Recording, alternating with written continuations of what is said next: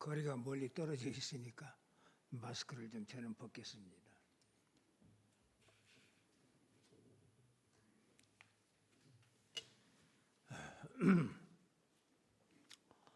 오늘 2021년 주님의 부활을 축하하면서 예배하는 부활절입니다. 얼마나 복되고 성스러운 날인지 우리가 다 기억하고 있습니다. 만일 예수 그리스도께서 이 땅에 오시지 않고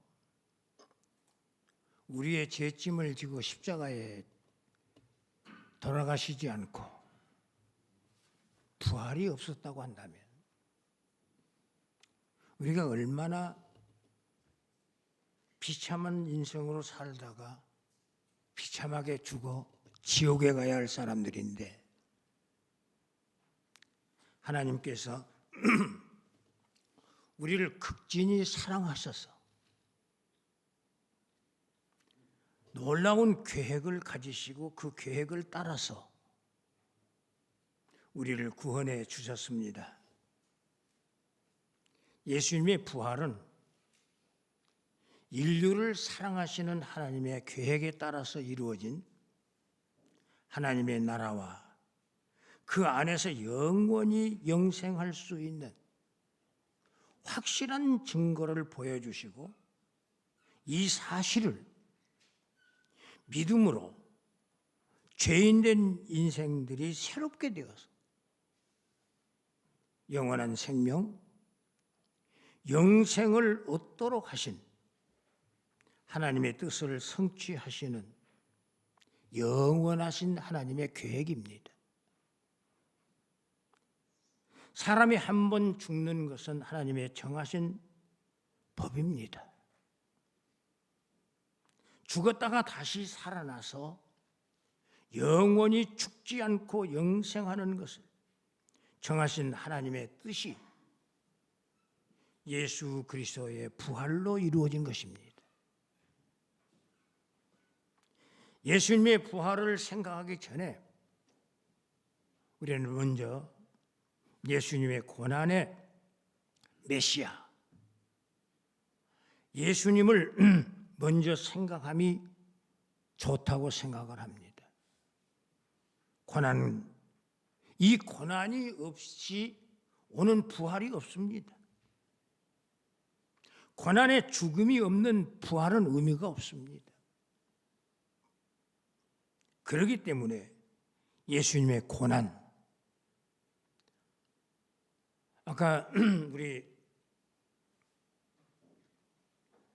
부활절 칸타타 보셨죠? 전체의 노래 가운데 약 80%가 예수님의 십자가의 의미를 이야기하고 있습니다. 노래하고 있어요.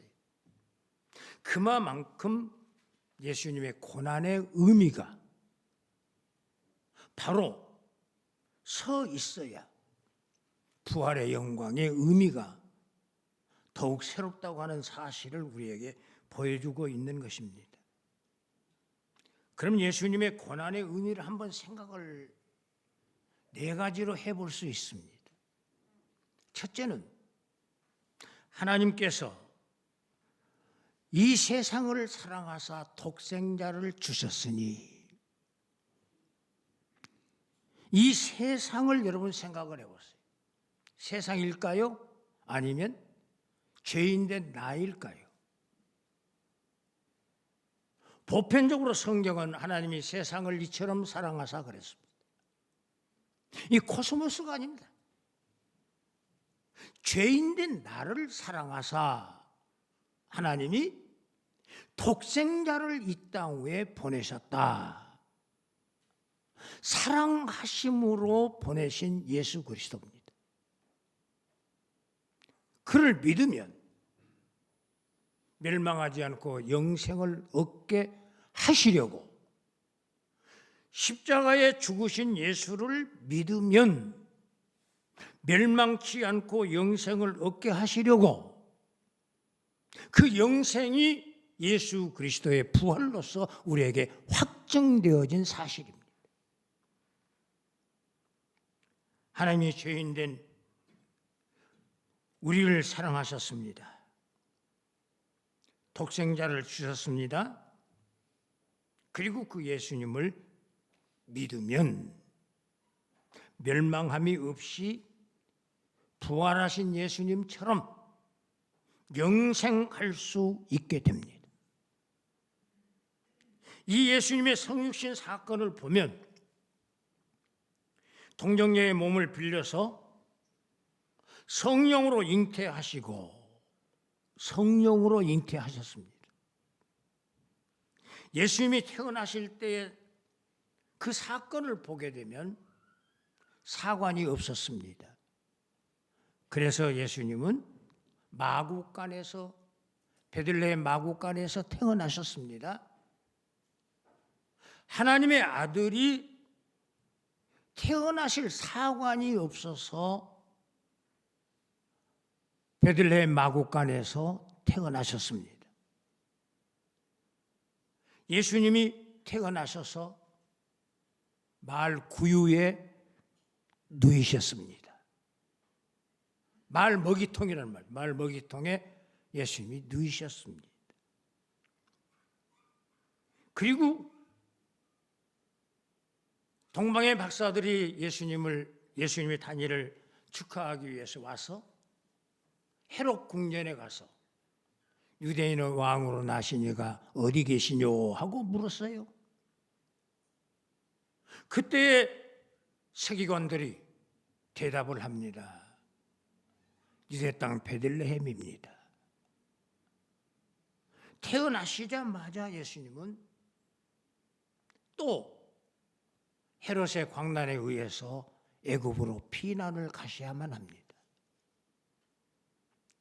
피난을 가셨다가 여러분 헤롯이 죽습니다. 그 후에 다윗성으로 들어가지 못하고 예수님이 가장 가난하고 못 배우고 헐벗고 굶주리고 모든 유대인들에게 천대와 멸시를 받고 있는 땅 나사렛이라고 하는 그런 동리에 들어가서 사셨습니다. 이 사실을 여러분 한번 생각을 해보세요. 하나님의 아들이 세상에 오셔서 이런 수모를 다 겪고 죽음의 위험도 겪으시고 어렸을 때부터 말이죠. 가난과 천대와 멸시까지 다 받으신 사건을 우리가 보게 됩니다. 그래서 이 사실을 성경은 이렇게 이야기합니다. 너희 안에 예수님의 마음을 본받아라. 그는 하나님의 본체이시나 하나님과 동등됨을 취할 것으로 여기지 아니하시고 자기를 비어 종의 형체를 가져 사람들과 같이 되셨다. 자기를 낮추시고 죽기까지 복종하셨으니 곧 십자가에 죽으심이라. 이렇게 예수님에 대한 말씀을 하시면서 그 마음을 본받으라고 했습니다. 그만큼 예수님은 이 땅 위에 성령으로 잉태되어 오시면서 종의 몸을 가지시고 오셨습니다. 또 종으로서 이 세상을 살아가시는데 여러분 그냥 사람을 섬기는 것이 아니라 죄인을 섬기는 종으로 이 세상을 사셨습니다. 그만큼 예수님의 성육신에 대한 사건은 놀라운 예수님의 순환이 아닐 수가 없었다. 그럼 그 다음에 한번 또 생각을 해볼 것은 예수님께서 30이 되셨습니다. 이제 하나님의 나라와 그 의를 이 땅 위에서 실현하시기 위해서 애굽의 요단강 광야로 나가셔서 세례를 받으십니다. 세례를 받으실 때에 성령의 비둘기같이 그에게 임하셨다. 그렇게 말씀합니다. 그 이후에 예수님이 광야로 성령의 이끌림을 받아서 나가십니다. 40일 동안 금식하십니다. 그리고 금식이 끝나자마자 예수님께서 마귀에게 시험을 당하십니다. 유혹을 받습니다. 그 유혹의 첫째가 여러분 아시죠? 돌이 떡덩이가 되게 하라. 물질에 대한 유혹입니다. 그 다음에 유혹이 뭡니까?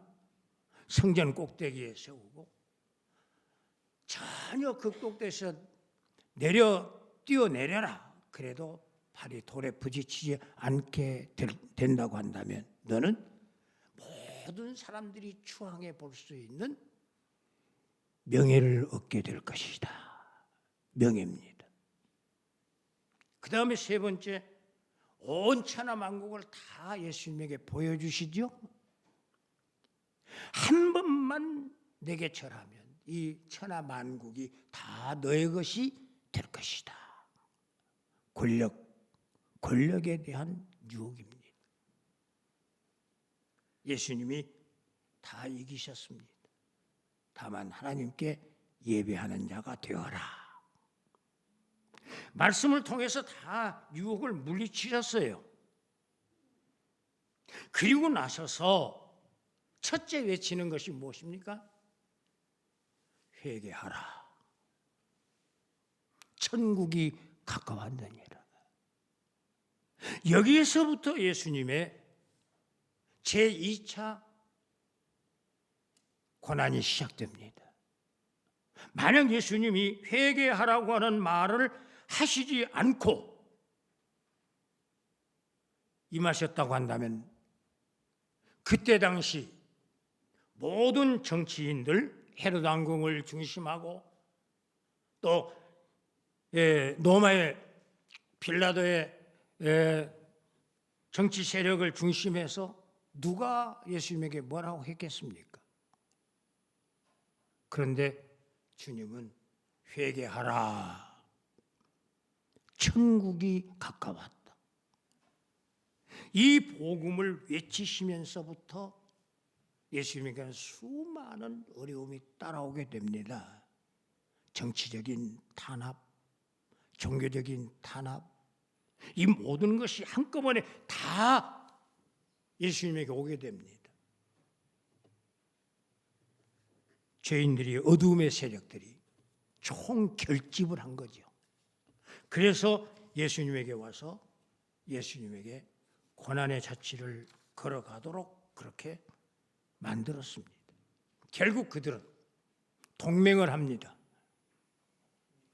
대제사장들을 중심해서 종교적인 또 헤롯 왕궁을 중심해서 빌라도를 중심해서 이 세계의 모든 정치적인 세력, 종교적인 세력이 함께 합해서 예수님을 고난의 길로 이끌고 갑니다.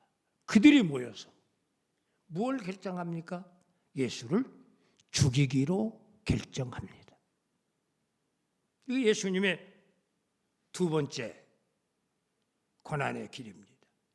세 번째 고난의 길을 한번 생각해 볼까요? 예수님께서 제자들에게 배신을 당하는 아픔입니다. 이건 인간관계에서 여러분 한번 생각해 보세요. 배신처럼 아픈 것이 없습니다. 내가 늘 말씀을 드렸죠. 가장 아프게 한 것은 가장 믿었던 사람에게, 가장 친절한 사람에게 배신을 당한 아픔, 이건 죽을 때까지 잊지 못한다고 합니다. 그만큼 큰 아픔이에요. 예수님께서 이 종교적인 탄압, 정치적인 탄압 속에서 우리들의 모든 죄악의 짐을 지고 지금 가고 계시는데 그들이 예수님을 십자가에 못 박기로 결단을 했습니다. 그때 12 제자들, 그를 따랐던 모든 민중이 다 함께 예수님을 배반합니다. 예수 나 모릅니다. 정말 모릅니다. 맹세코 모릅니다. 성경에 보면 예수님을 저주하면서까지 모릅니다. 이렇게 성경이 이야기를 합니다. 여러분, 제자들에게 배신을 당하는 그 아픔이 얼마나 컸겠습니까? 거기에다가 마지막 십자가의 처형이 결정된 후에 이제 십자가의 길을 갑니다. 마지막 코스지요. 예수님의 고난의 마지막 코스가 십자가의 길입니다. 혼자서 십자가를 지고 유유히 걸어갑니다. 넘어집니다. 또 일어납니다.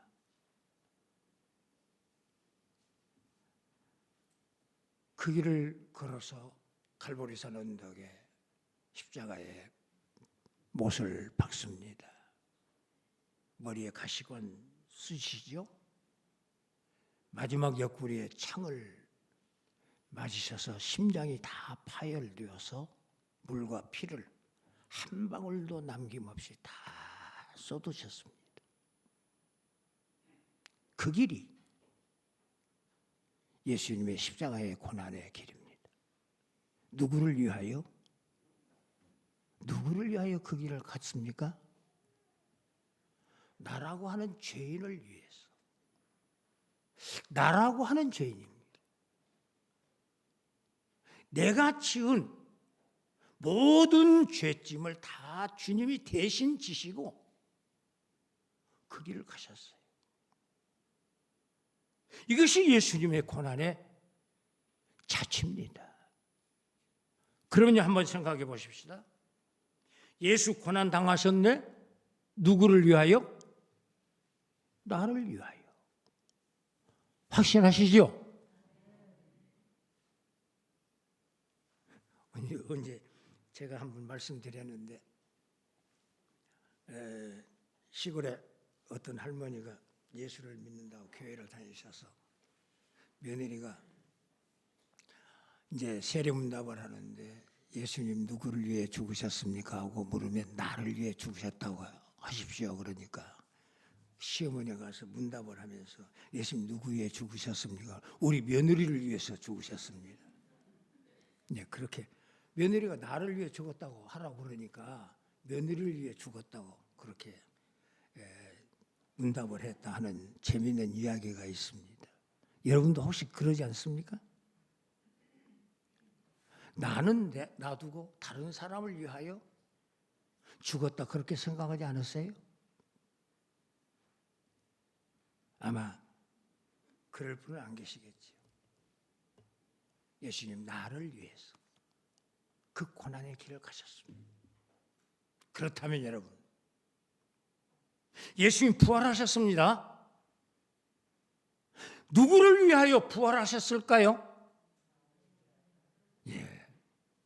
그 예수 그리스도의 모든 고난을 나의 고난으로 받아들이고 믿는 그를 위하여 주님은 부활하셨습니다.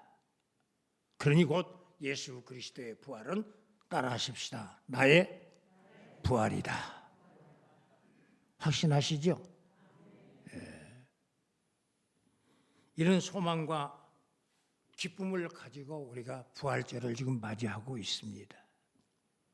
그러면 여러분, 예수 그리스도의 부활이 죽음에서 다시 살아나셨다 이것만이 아니죠.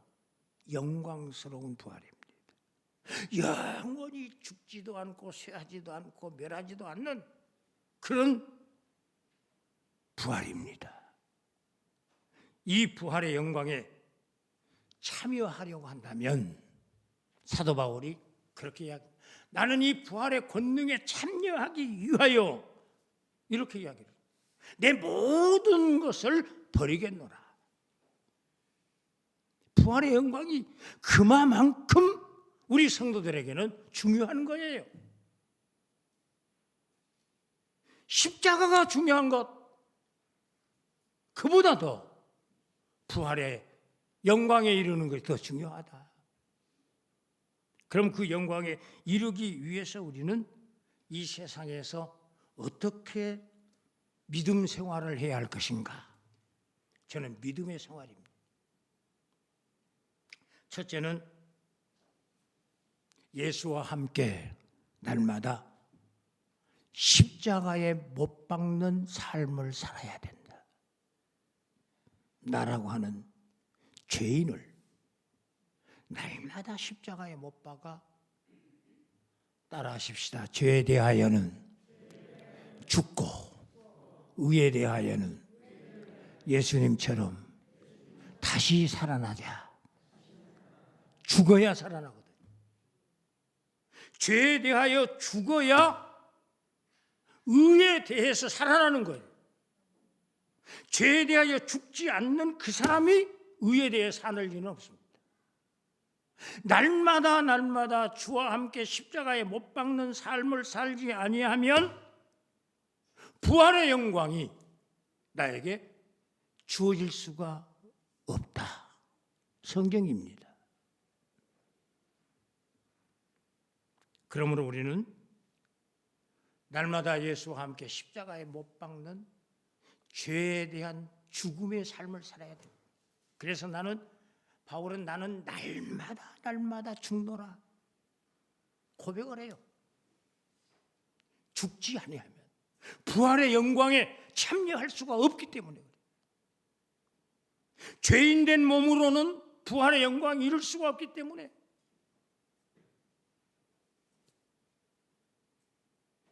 이것이 첫 번째 우리가 고난의 길에서 주와 함께 십자가에 못 박는 아픔을 날마다 겪으면서 죄에 대하여 죽는 믿음의 삶이 되어야 합니다. 두 번째는요, 우리가 복음을 받았습니다. 누구로든지 전도인을 통해서 복음을 받았고 누구를 통해서든지 복음을 받았습니다. 나도 그랬습니다. 여러분도 그랬습니다. 이 복음을 예수님이 사도들을 통해서 속사도를 통해서 쭉 우리에게 전달해 오는 과정입니다. 이 복음을 전달하기 위하여 당하는 모든 선진들의 순교적 삶입니다. 그래서 바울은 믿음의 아들 디모데에게 이렇게 부탁하지 않습니까? 뭐라고 부탁합니까? 하나님이 우리에게 주신 것은 두려워하는 마음이 아니요 오직 능력과 사랑과 절제하는 마음이니 그러므로 너는 내가 우리 주를 증언함과 또는 주를 위하여 갇힌된 나를 부끄러워하지 말고 오직 따라하십시다. 하나님의 능력을 따라 복음과 함께 고난을 받으라. 어떻게 사랑하는 아버지가 아들에게 고난을 받으라고 이야기를 하겠습니까? 인간으로서는 할 수가 없는 일입니다. 내가 이렇게 아픔을 겪었는데 너도 그 아픔을 겪어라? 내가 이렇게 죽을 여러 가지 어려움을 당했는데 너도 그렇게 되어라? 그런 아버지가 어디 있겠습니까? 나는 그렇게 되었을지라도 너는 이렇게 살지 말아라. 그것이 아버지의 마음 아닙니까? 그런데 믿음의 아버지는 달랐습니다. 사랑하는 아들 디모데에게 분명히 말씀하지 않습니까? 능력으로 말미암아 복음과 함께 고난을 받으라. 고난 받으라고 합니다. 고난을 피하라고 하지 않아요. 고난 받아라. 왜 그렇습니까? 복음이 우리에게 주는 그 영광, 십자가의 속죄함과 부활의 영광, 고난 후에 너에게 주어진 것이다. 세상에서는 너희들이 고난을 당한 것 같으나 그 세상 얼마 되지 않아요. 제가 여러분 이렇게 서다 보니까 지금 80이 넘었습니다. 금방 왔습니다. 언제 달려온지 모르게 달려왔어요. 인생길 짧습니다. 짧은 기간 동안 여러분 믿음 생활하실 때 복음과 함께 성령의 능력으로 고난받는 성도들의 삶이 되어진다고 한다면 부활의 영광은 우리에게 자연스럽게 임하게 될 줄로 믿습니다. 그 다음에 세 번째 한번 생각을 해보십시오. 우리가 예수 그리스도의 부활의 영광에 참여하기 위하여 그리스도의 남은 고난을 몸된 교회를 위하여 그랬습니다. 교회가 누구의 몸입니까? 주님의 몸입니다. 내가 주님 모시고 있는 성전이요 주님 몸입니다. 머리 대신 예수 그리스도가 나를 통치해 가신다. 확신 가져야 됩니다. 여러분들 이 믿음으로 살아가면 안 됩니다. 머리 대신 그리스도의 통치를 받는 내가 주님의 몸입니다. 교회는 그 예수 그리스도가 머리가 되어 계십니다. 머리 대신 주님께서 교회를 통치해 가신다. 성약교회를. 무엇으로? 성경대로. 성경대로 통치해 가십니다. 이게 교회입니다. 그런데 여러분, 우리가 지금 몸인 교회들입니다. 교회들이 함께 모였습니다. 성약교회라고 하는 공동체를 이루었습니다. 이 공동체를 거룩한 공동체라 그렇게 이야기합니다. 거룩한 공동체를 위하여 뭐예요? 그리스도의 남은 고난을 네 몸에 채워라. 마음에 채워라가 아닙니다. 네 몸 가운데 채워가라. 뭐예요? 헌신 봉사해라. 헌신 봉사. 교회를 위하여 고난받는 길은 바로 주님의 몸인 교회를 위하여 고난받는 것이 주님을 위한 고난의 길이다. 내 몸에 채워가야 됩니다, 여러분. 그냥 교회 왔다 갔다 하시지 마세요. 교회에서 내가 할 일 무엇인가? 교회가 요구하는 건 무엇인가? 정말 교회를 위해서 내가 어떤 자세로 무엇을 통해서 여러분 이렇게 생각을 하면서 주님의 몸인 교회를 위하여 그리스도의 남은 고난을 내 몸에 채워가는 그런 고난의 길을 우리 스스로 자취해 갈 때 부활의 영광 우리에게 충만하게 주실 줄로 믿습니다. 그래서 사도 바울은 골로새 교회 성도들에게 그 사실을 부탁을 해요. 정말 힘들고 어려운 부탁 아닙니까, 여러분? 지금 목회자가 서서 여러분 교회를 위하여 헌신 봉사하십시다. 꼭 그렇게 해야 됩니다. 그러면 여러분 어때요? 예, 그렇게 하겠습니다 하신 분들이 많겠습니까? 적겠습니까? 많지 않겠죠. 나도 지금 이렇게 힘들고 어렵고 뭐 여러 가지 이유를 이야기할 수 있는데 성경은 그렇지 않아요. 성경은 교회를 위하여 그리스도의 남은 고난을 네 몸에 채워가라. 이것이 우리들의 삶이 되어야 됩니다. 왜 우리가 이렇게 고난의 길을 자취하면서 달려가야 합니까? 왜 이렇게 달려가야 돼요? 날마다 십자가에 죄에 대하여 죽는, 그리고 복음을 위하여 신명을 다하는, 그리고 주님의 몸인 교회를 위하여 그리스도의 남은 권한을 내 몸에 채워가는 이런 일을 왜 우리가 해야 됩니까? 조금 전에 말씀을 제가 드렸습니다. 우리는 부활의 영광에 이르기 위하여 바울처럼 내가 그리스도와 그 부활의 권능과 그 고난의 참여함을 알고자 하여 그의 죽으심을 본받아 어찌해서든지 죽은 자 가운데서 부활에 이르려 하나니, 어찌해서든지 죽은 자 가운데서 예수와 함께 부활에 이르려 하나니, 내가 그리스도 예수께 잡힌 바 된 그것을 잡으려고 지금 달려가고 있다. 우리 믿음 생활을 이야기한 겁니다. 왜 우리가 이렇게 달려가야 하느냐?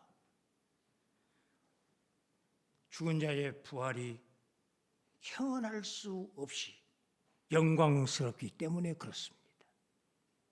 영광스럽기 때문에. 장례식 때 가서 죽음 후에 부활의 소망이 있습니다. 유족들을 위로합니다. 여러분, 부활의 소망이 어떤 것입니까? 이 세상에서 부귀 영화를 누리면서 얼마나 화롭게 사는 그거 비교가 안 됩니다. 죽음 후에 우리에게 주어지는 부활의 영광은 형언할 수 없는 영광입니다. 그러기에 그것을 사도 바울도 얻기 위해서 달려간다고 말씀을 했는데 우리도 달려가야 합니다. 달려가야 돼요. 그러면 여러분 고린도전서 15장에서 예수님은 성경대로 오셔서 성경대로 우리 죄를 다 담당하시고 십자가에 죽으시고 성경대로 그리스도께서 다시 살아나사 그렇게 말씀을 하시죠. 우리의 주와 그리스도가 되셨으니. 그러면 우리가 이 달려가야 할 방향이 정해진 겁니다. 그 부활의 영광을 얻기 위하여 우리는 달려가야 합니다. 계속 달려가야 합니다. 성경이 이렇게 고린도전서 15장 31절로 44절에서 이렇게 이야기합니다. 왜 우리가 달려가야 할 것을 말씀하신 거예요.